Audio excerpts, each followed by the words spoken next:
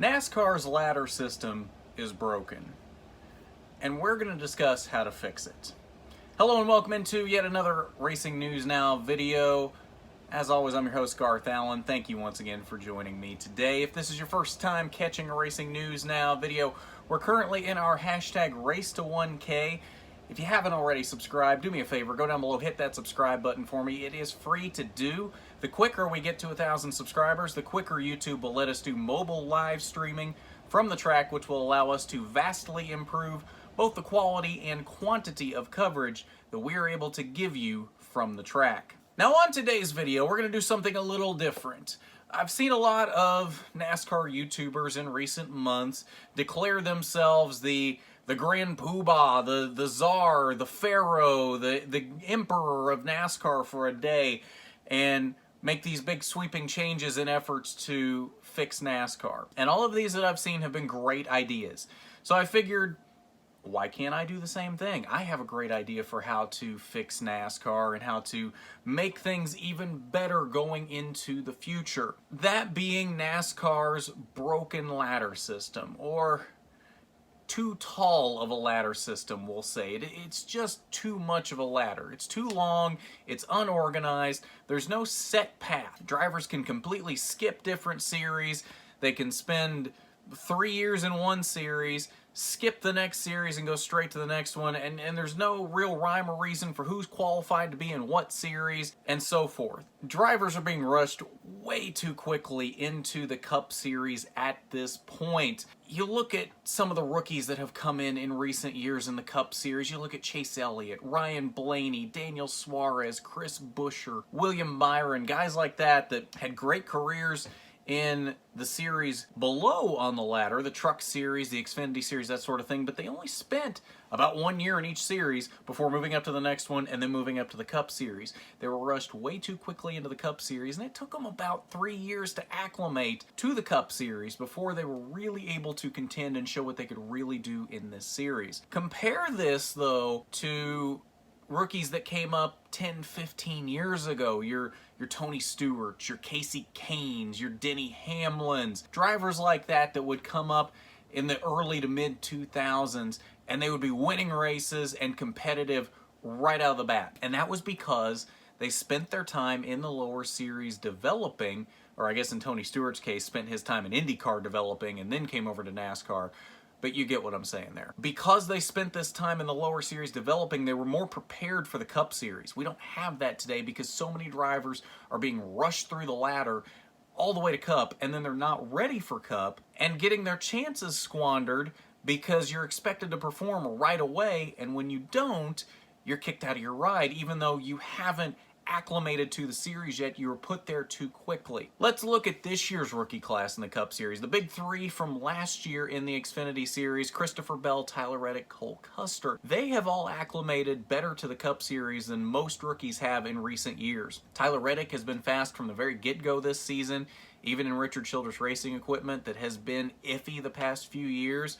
Cole Custer started off the season a little slow, but is now firmly in the playoffs with a win from Kentucky in his rookie season. It's been a while since we've seen a rookie win in their rookie season.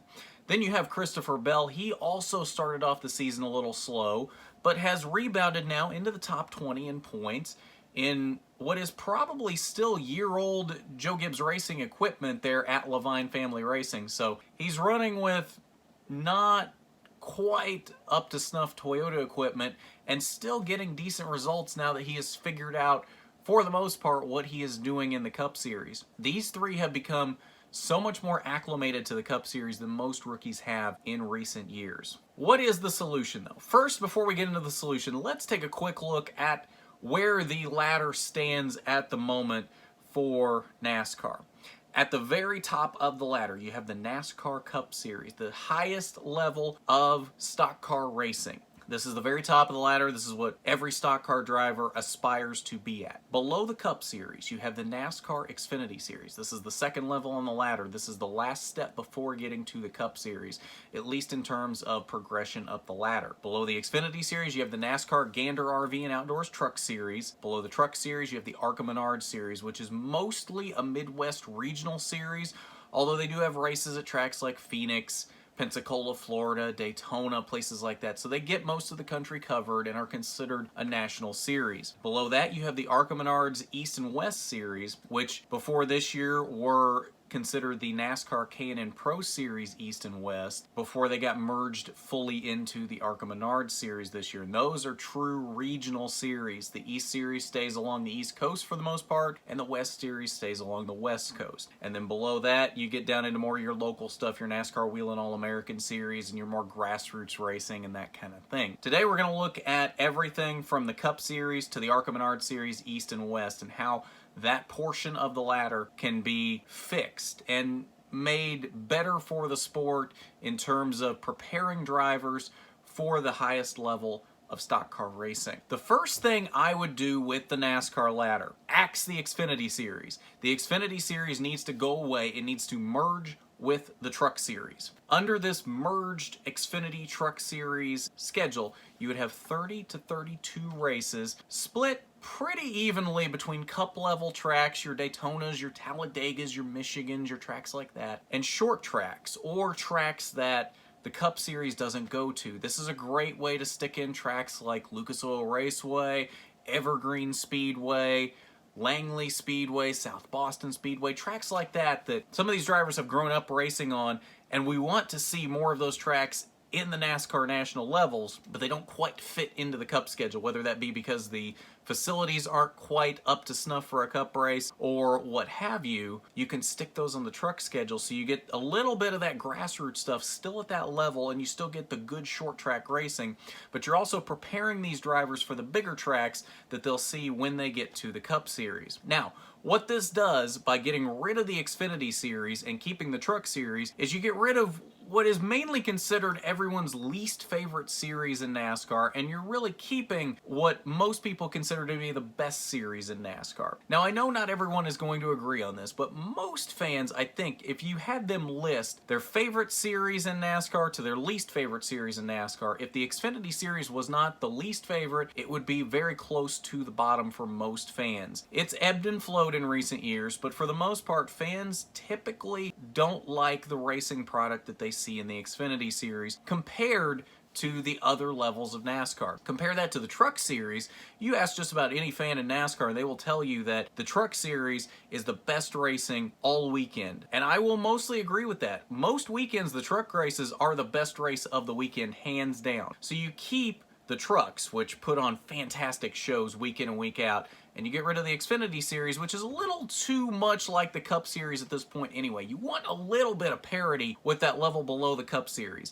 A lot of drivers talk about how the trucks race so much different than any other car in the NASCAR ladder. Good. That's what you want. That makes these drivers just that much more rounded if they've had to deal with these trucks for a certain period of time before moving on to the Cup Series. That makes them so much more rounded of a driver. You might be asking, well, what do the teams do? Because there's a lot of Xfinity-only teams. Think Junior Motorsports, for example.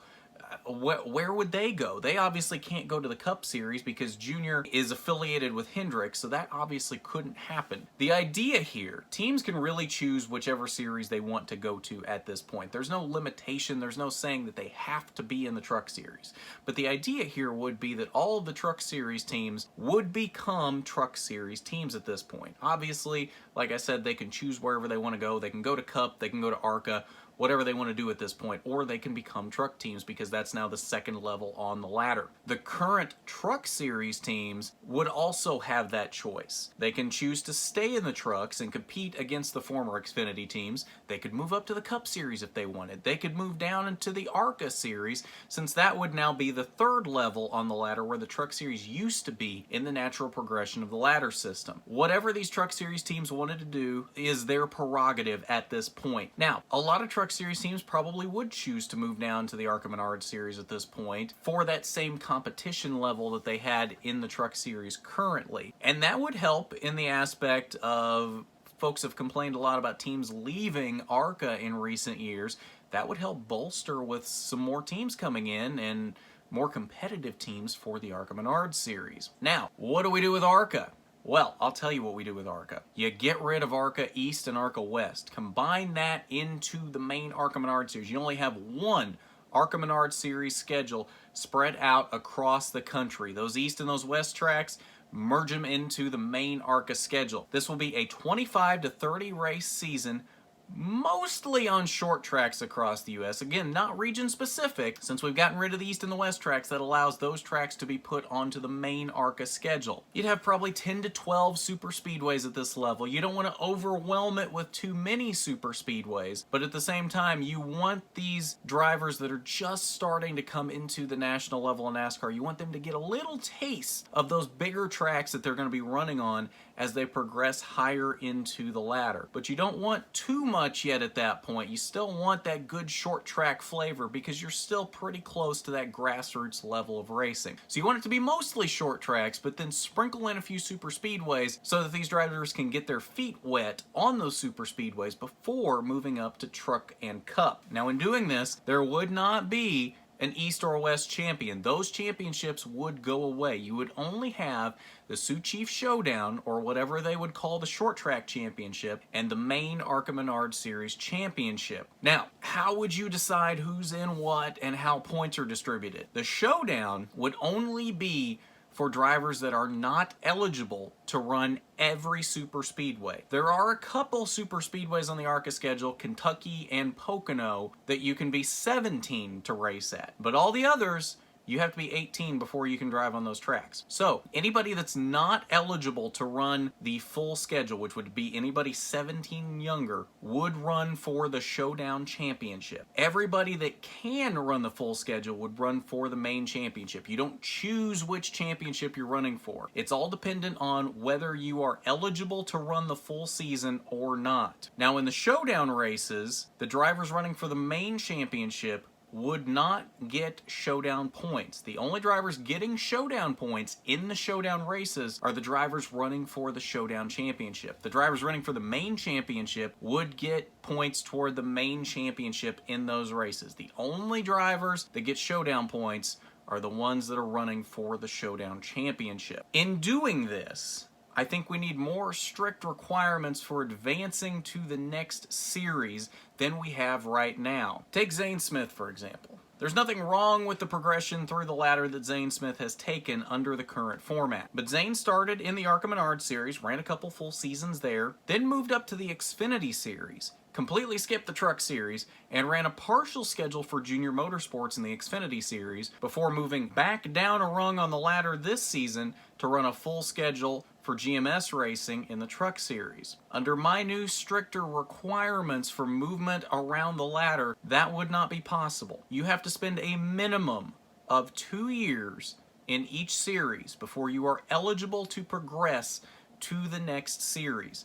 So you have to start in the ARCA Menard Series and run 2 full seasons. That does not count Showdown seasons because those would not be a full season since you're not eligible to run the super speedways yet. You have to run 2 full seasons toward the series championship in the ARCA Menard Series before you are eligible to move on to the Truck Series. Once you're at the Truck Series, same thing. You have to run 2 full seasons before you're eligible to move on to the Cup Series. You cannot skip series. You can't skip ARCA and start in trucks. You also can't skip trucks by going ARCA to the Cup Series. This will not be allowed. You have to spend those 2 years in each series so that NASCAR can say, okay, you have the experience, we've seen you on track, we think you're competent enough to move to that next level. We feel safe in saying that 2 years in a series should be enough by that point that if you are ready to move to the next level, you will move to the next level. Now, the disclaimer here comes in the fact that this may not necessarily fix ARCA's poor racing product that they've had at tracks such as Talladega and Michigan in recent years. The only fix there is probably with a new body design that's not so aero-sensitive, but that's not the topic of this video. That's a completely whole new kettle of fish that is a different video in itself. That is not what we're talking about here. We're just restructuring the ladder and making it better for driver development going forward, and ultimately, in that sense, making the racing product better as each driver will be more ready for each new series that they move into. Now, the biggest advantage to this is that it could free up purse money and make the lower series more lucrative for more new and or returning teams. That's been one of the biggest complaints, as we mentioned earlier in the video, about ARCA in recent years, is there's been so many teams disappear in recent years and have just gone by the wayside that at this point there's not even that many teams remaining in the series. This could help that.